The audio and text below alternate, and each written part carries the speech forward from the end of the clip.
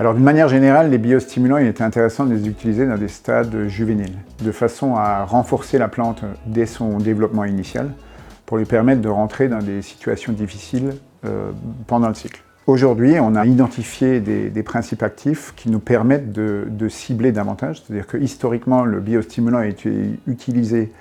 de façon un peu et souvent, c'est-à-dire de façon à avoir toujours le bénéfice du biostimulant dans la plante pendant l'ensemble du cycle. Mais il faut être prudent, ce sont des produits actifs qui peuvent nous amener vers des phases d'excès de vigueur, vers des choses un peu excessives. Donc en fait, on essaye de cibler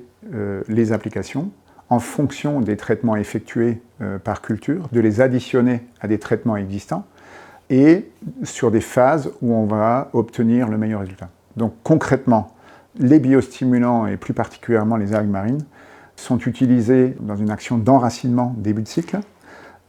dans une phase de croissance et développement végétatif, et ensuite placés de façon à ce qu'on puisse lutter contre différents stress. Donc on peut avoir des stress de chaleur, des stress hydriques, on peut avoir des stress de salinité dans certaines situations,